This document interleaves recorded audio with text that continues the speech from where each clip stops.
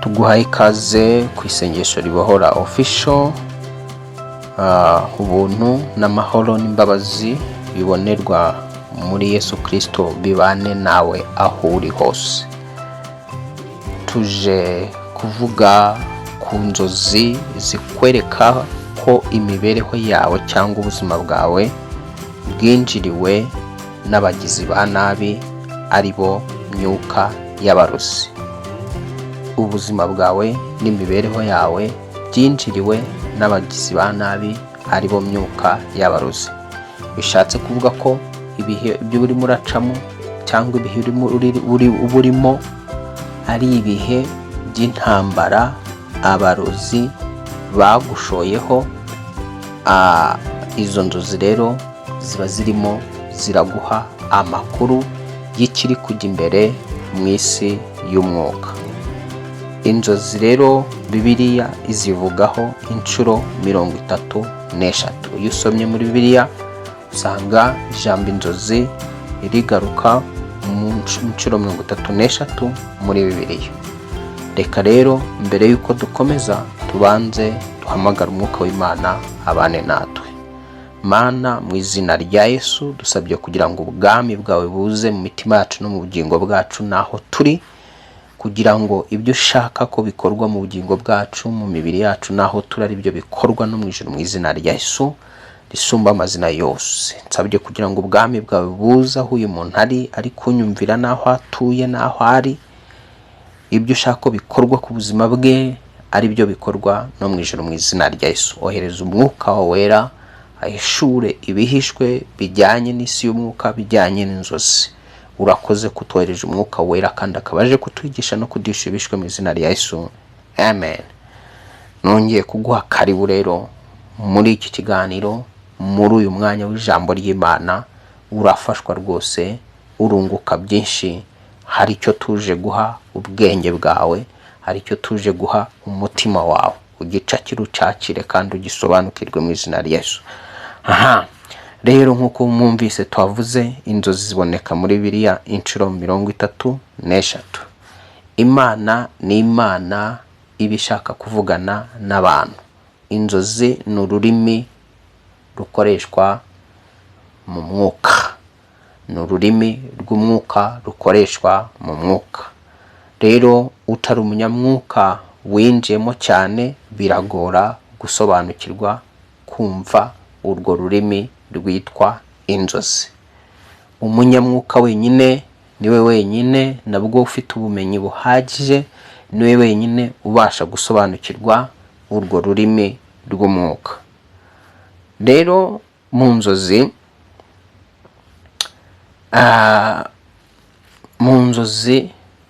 iyo dusomye muri Yobu igice cya 33 umurongo wa 14, handitse yuko Imana ivuga rimwe ndetse kabiri nubwo umuntu atabyitaho.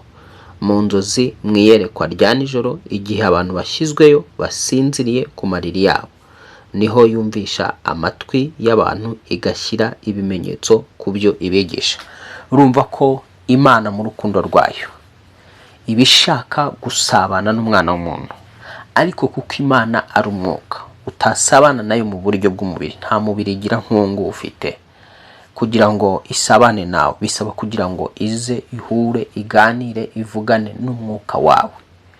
Noneho kuvugana nawe wowe umwuka wawe ari wowe umwuka nyine, kuvugana nawe mu mwuka bisaba kugira ngo nawe ube umaze gusobanuka mu mwuka, umaze gukura, amatwi yawe yumva mu mwuka, ndetse umaze no kujijuka mu mwuka, warasobanukiwe iby'umwuka. Umuntu ashobora kuba arijijutse mu buryo bwo mu isi, ibintu biba mu isi abizi kandi abisobanukiwe rwose, ariko ibiba mu isi y'umwuka byaramwihishe, biri kure y'ubuzima bwe. Niyo mpamvu buri muntu aba agomba kubaha domene ya buri muntu wese abarizwamo. Waba ubarizwa muri domene zitandukanye, ariko ukaha respect n'abafite domene zo mu mwuka Imana yahamagariye kuba nyine muri ibyo bice by'ubuzima bw'umwuka. Tujye rero kuvuga rero inzozi zikwereka ko imibereho yawe n'ubuzima bwawe byinjiriwe n'abarozi, ndetse n'ibyo ucamo byose n'ibyo unyuramo byose biterwa n'iyo myuka y'abarozi. Kubera ko hano mu isi, iyi si igaragara itegekwa, iyoborwa n'isi itagaragara, ariyo twita isi y'umwuka.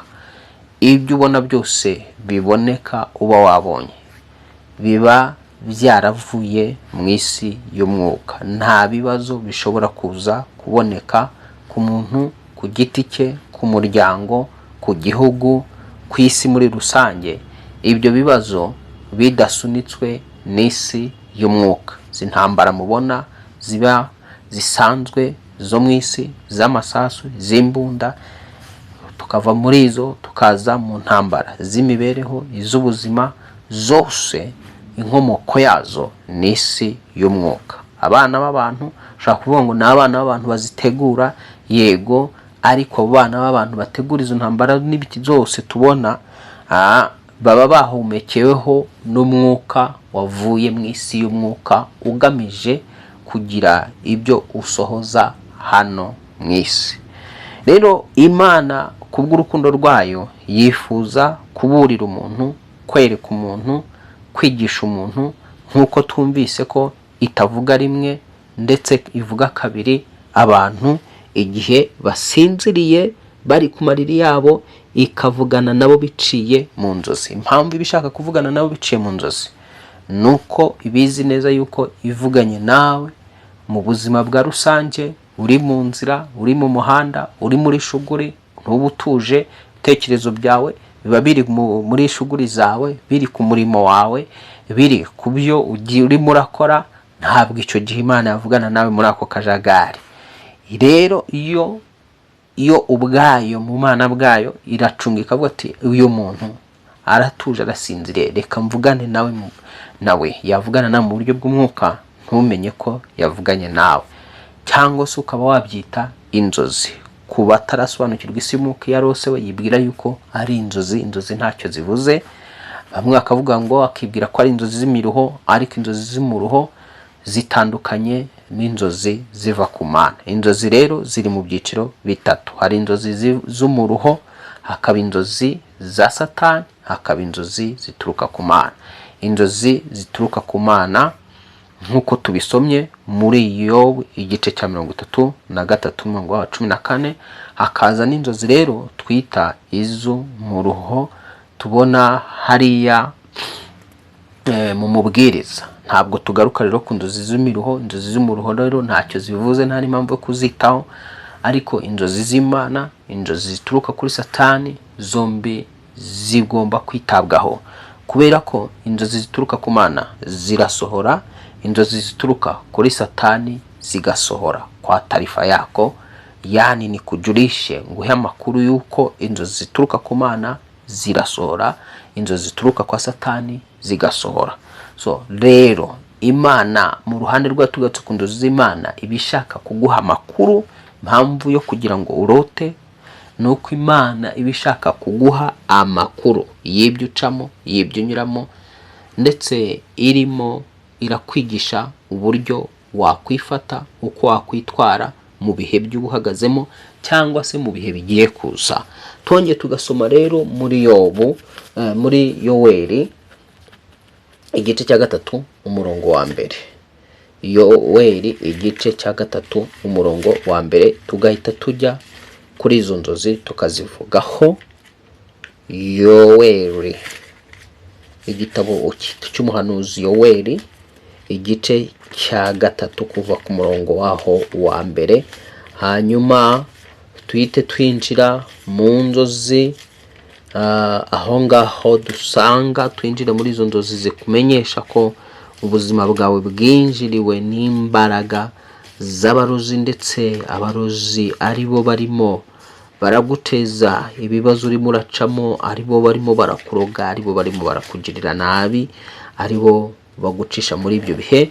Umva ukuntu Yoweri igice cya 3 umurongo wa mbere ngo hanyuma y'ibyo nzasuka umwuka wanjye ku bantu bose, abahungu banyu n'abakobwa banyu bazahanura, abakambwe banyu bazarota, n'abasore banyu bazerekwa. Urumva ko hano Bibiliya ivuga ngo nzasuka umwuka wanjye ku bantu bose. Imana muri iki gihe cyacu cya none yasutse umwuka wayo ku bantu bose.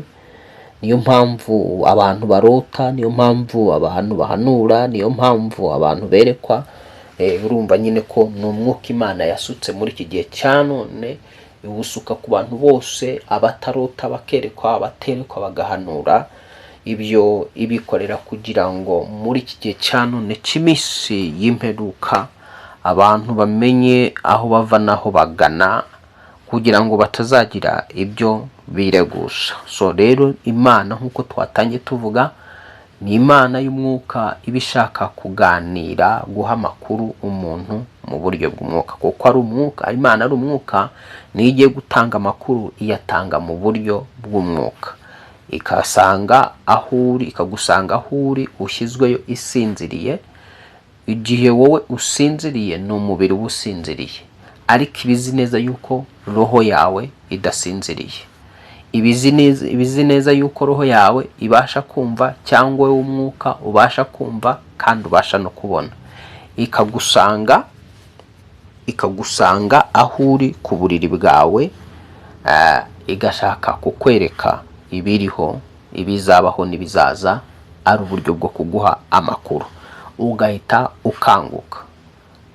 Ariko muri uku gukanguka kwawe ukaba wakongera ugasinzira ukavuga ngo byari inzozi, ariko ntabwo byari inzozi. Nyamara izo nzozi ntabwo zari inzozi, yari amakuru wari urimo urahabwa. Rero mu muntu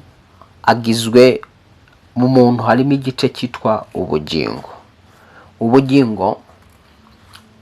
Ubundi umuntu ari mu mwimigabane itatu y'ingenzi. Hari umubiri, umwuka n'ubugingo, akitwa umuntu.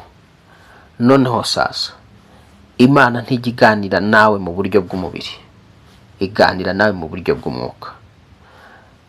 Satani tumugarutseho nawe ku ruhande, iyo ashaka kugucanganyikisha, nawe wibice ko Satani ari umwuka wavumwe ugacirwaho iteka, ariko ukaba ari umwuka nanone Bibiliya yita ngo ni umwuka uyobya abo mu isi bose. Iyo Satani ashaka kukuyobya, kugucanganyikisha, kukuyobya mu buryo bw'imibereho, kukuyobya mu buryo bwa destination yawe, kuyobya inzira z'ubuzima bwawe n'inzira z'imibereho yawe, kukuyobya mbega hano mu isi, kugutandukanya n'Imana, kukuvuyanga, no kugira ngo utakaza icyerekezo cyawe, akuyobya icyerekezo cy'ubuzima gikwiye, akuyobya icyerekezo cy'imibereho gikwiye, akuyobye mu buryo bwo kugutandukanya n'Imana ndetse no kugutandukanya na destiny yawe. Nawe abasha kugusura mu buryo bw'umwuka. Yagusura mu buryo bw'umwuka, nawe akaba hari amakuru yaguha ariko y'ikinyoma, kuko Satani amakuru atanga aba ari ibinyoma. Bibiliya iravuga ngo navuga ubwe ntago yavuga ukuri, ahubwo avuga ibinyoma. Ni umunyakinyoma, kuko kuva kera kose ari umunyabinyoma. Iyo azanye amakuru rero aba ari ibinyoma. Noneho sasa ariko amakuru Imana iguha aba ari y'ukuri. Iyo umuntu rero ashyizwe yasinziriye, Imana ibishaka kuvugana na spirit yiwe. Noneho ya spirit yiwe ibyo yabonye, by'umwuka wawe wabonye, ukabihereza ubwenge, cyangwa se ukabihereza ubugingo, bigasukwa mu bugingo, kuko igice cy'ubwenge, ubwenge bubarizwa mu gice cy'ubugingo bw'umuntu. Noneho umwuka wawe ibyo wabonye ukabihereza ubugingo, ariko mu gice cy'ubwenge. Ubwenge bwabyakira rero ntibubashe gusobanukirwa ibyo mu mwuka wa muntu umwuka yabonye. Reka mvaho ngaho rero tuzagaruka dusobanure neza ibyo ngibyo nari ndimo ndavuga nitonze. Rero aha tugiye kubona inzozi z'ingenzi umuntu ashobora kubona, noneho izo nzozi zikamwemeza ko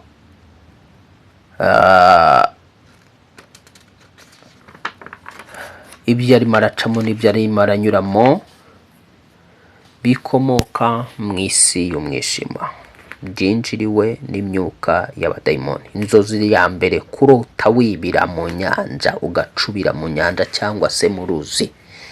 Igihe cyose wibona mu nzozi ucubira mu nyanja, ugacubira mu ruzi, ubuzima bwawe buba bugiye kujya mu kaga, buba bugiye kujya mu kaga, ugiye kwibizwa mu icuraburindi ry'ibibazo, mu icuraburindi ry'ibyaha, mu icuraburindi ry'ibibazo n'uruvange rw'ibibazo bitandukanye. Muri icyo gihe cya none hari uburyo bubiri. Hari igihe izo nzozi ari iz'Imana irimo irakuburira, ikwereka aho ubuzima bwawe buherereye, ko bwamaze kwibizwa, gucubizwa mu bibazo byo mu isi, mu bibazo by'abadayimoni, cyangwa se bugiye gucubizwa mu bihe bigiye kuza. Ugiye kwisanga mu ruvange rw'ibibazo byinshi, bigasa nkaho bikurengeye. Imana rero ikakwereka izo nzozi kugira ngo ukanguke, kuko ibikwereka siyo ibigambiriye kugira ngo wisange mu ruhurirane rw'ibibazo wibire muri byo, ahubwo haba hari ubwami bw'umwijima bwateguye igitero cyo kugusuka ibibazo, bikagenda bikagira gute, ugasa nkaho wibiye muri byo, bikakurengera, ukarengerwa nk'uko amazi arengera ibintu, ukaba warengerwa n'ibyo ibibazo nyine, ugacubiramo ndani, bikaba byakumira bunguri cyangwa se byakurimbura, byakwangiza ubuzima bwawe. Hari uburyo rero bwa kabiri nanone, muri cy'iyo nzozi yo kwisanga wibiye cyangwa wacubiye mu mazi, cyangwa se wacubiye mu ruzi, warengewe n'uruzi. Harimo ubundi buryo bwa kabiri, kuba zaba ari inzozi ziri live direct, abarozi mu isi y'umwuka baje kugutwara direct, kandi ari n'ibintu bibaye live, bakumanuye bakujyanye munsi y'inyanja mu buryo bw'umwuka, bakumanuye direct. Hari uburyo bwa mbere, ni uburyo Imana yaba irimo irakuburira, ikwereka yuko ugiye kwisanga ucubizwa cyangwa se urengerwa n'uruvange rw'ibibazo byinshi. Bishobora kuba ari ibibazo bijyanye by'imibereho itandukanye, ugiye kwinjiramo, ugiye guhura n'imibereho mibi ikakaye, ugahura n'ibibazo bigucanganyikisha. Hari igihe hari uburyo uba ugiye kwibira, isi igiye kukumira neza, ikugiye kukujyana, ugasanga nyine ibitekerezo bya n'umutima wawe w'umwuka nyine nta hantu ugihurira n'iby'Imana, ugihurira n'iby'umwuka neza, isi yarakumize bunguri. Ubwo ni uburyo bwa kabiri Imana irimo irakuburira. Ariko ubundi buryo bwa gatatu, hari igihe abarozi ubwabo mu isi y'umwuka baba baje kugutwara, bakujyanye neza, bakumanuriye munsi y'inyanja, cyangwa se mu nyanja, cyangwa se mu mugezi waba wibonamo, bibaye ako kanya direct. Biterwa n'ibihe urimo uracamo, nibyo bisigura, nibyo bigaragaza izo nzozi wari urimo urarota.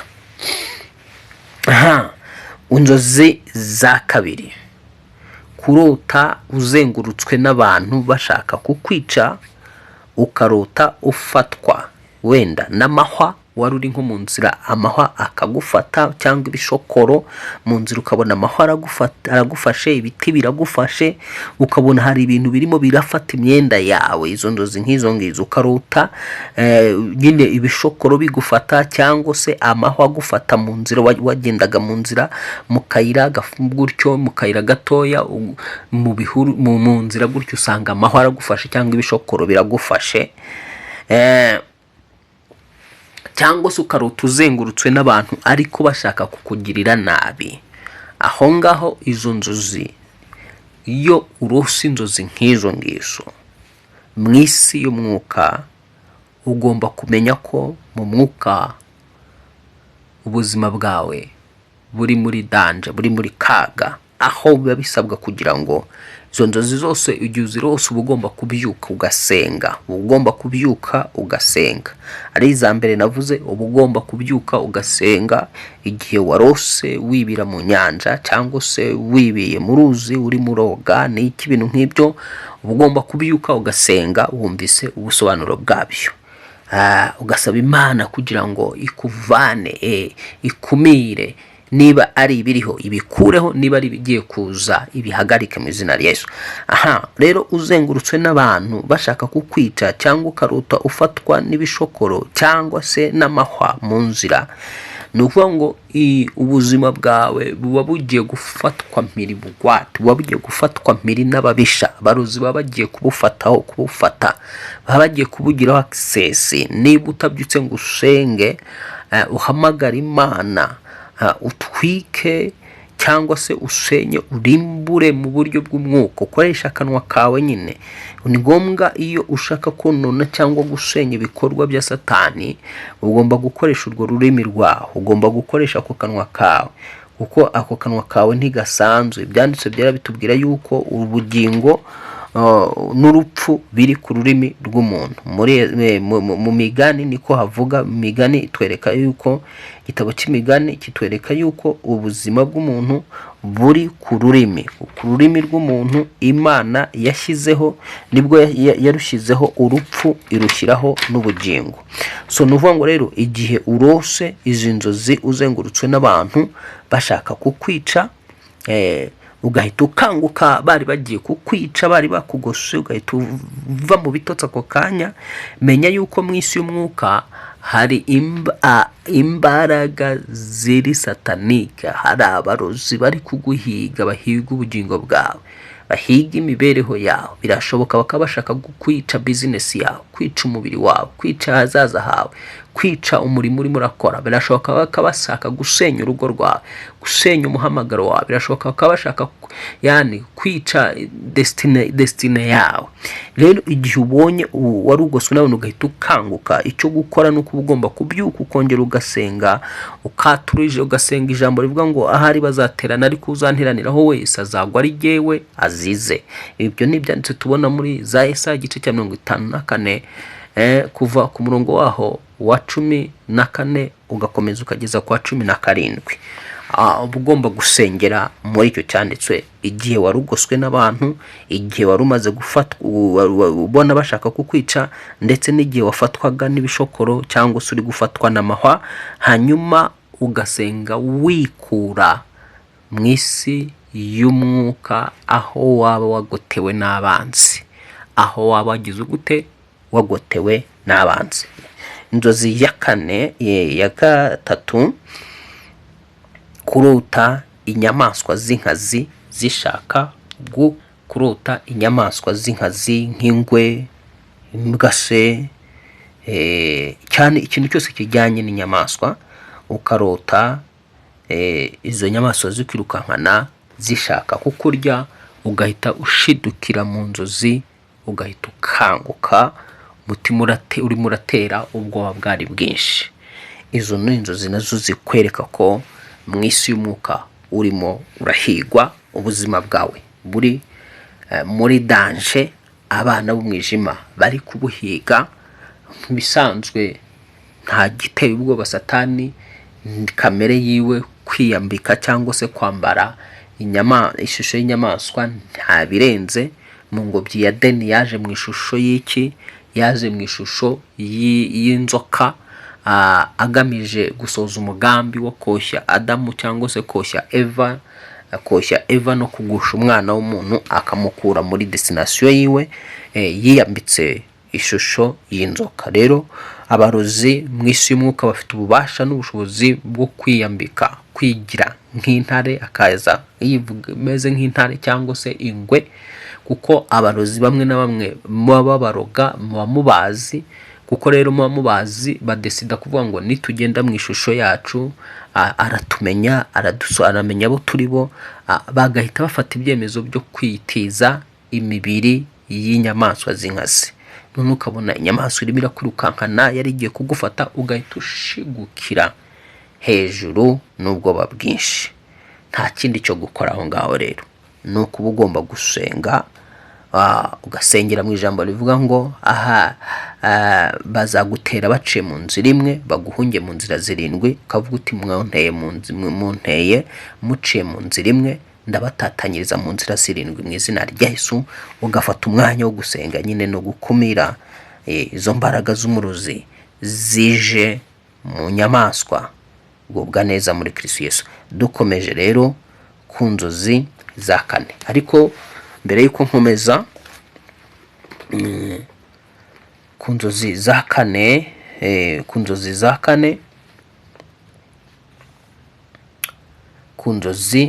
kane ni ukurota uterwa icyuma ukava amaraso, cyangwa ukaraswa isasu ukava amaraso. Ibyo ni ibihe biba bikomeye cyane mu isi y'umwuka. Bivuga ngo abarozi baba barimo baragenza ubugingo bwawe, bashaka kugira ngo babukuvutse, babukwambure.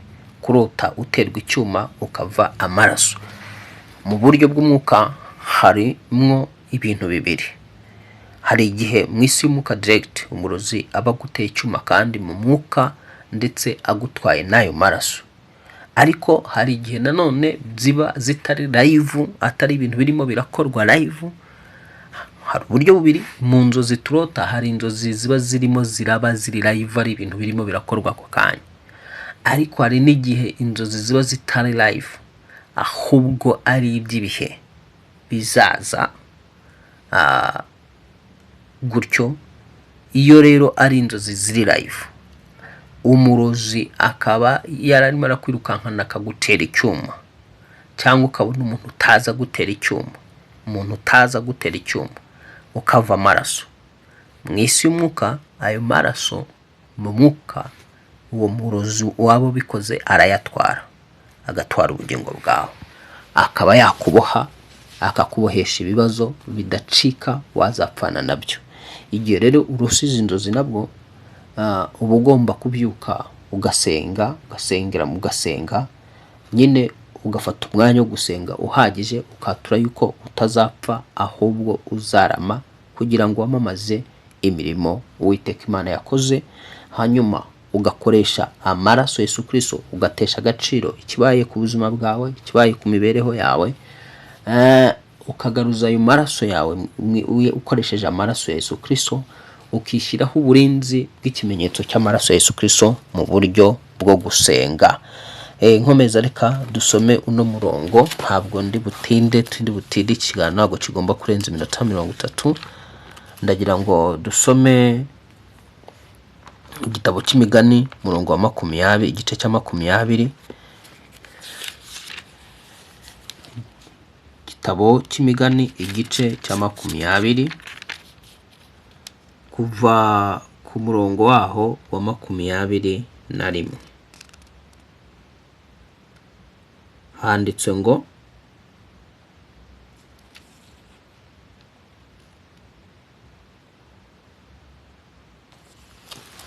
igitabo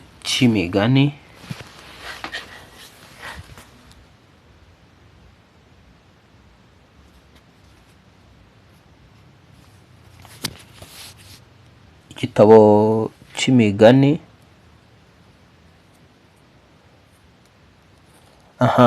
reka ni igitabo cy'imigani mu murongo waho igice cya 21.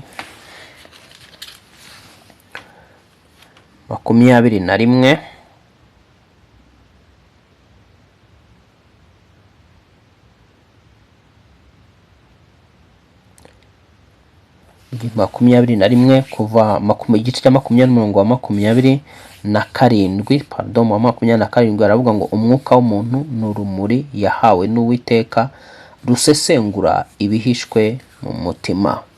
Nongere nsubire muri uyu murongo ngo umwuka w'umuntu ni urumuri yahawe n'Uwiteka rusesengura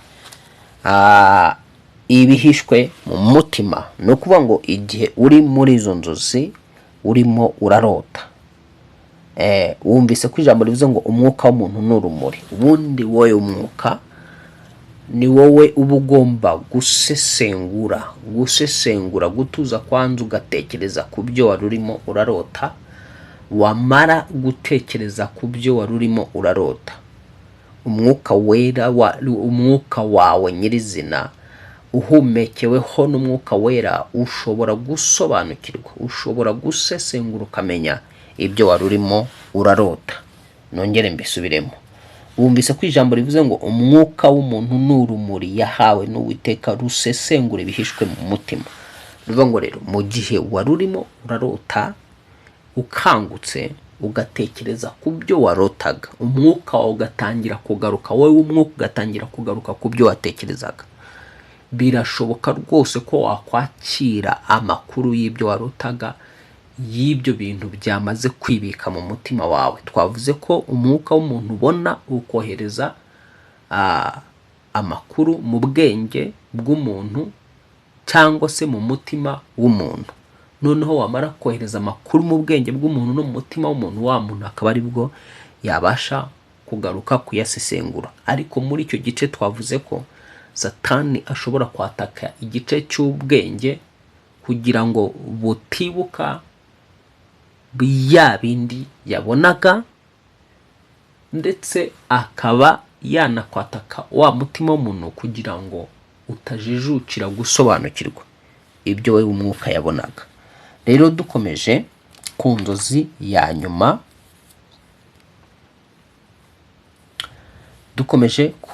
nyuma, kameme ni ukurota ubona inzoka iri kukwirukankana ishaka kukurya, cyangwa uri kuyibona hafi yawe idashaka kurya ariko ubona uri kumwe nayo ikwegereye muri kumwe, cyangwa se kwirukankana, cyangwa se ukabona itambutse imbere yawe. Mu isi y'umwuka nongere mbisubiremo rero, nta kindi izi nzozi ziba zirimo zirakwereka. Nk'uko navuze ko Satani ari bisanzwe kwitiza inyamaswa,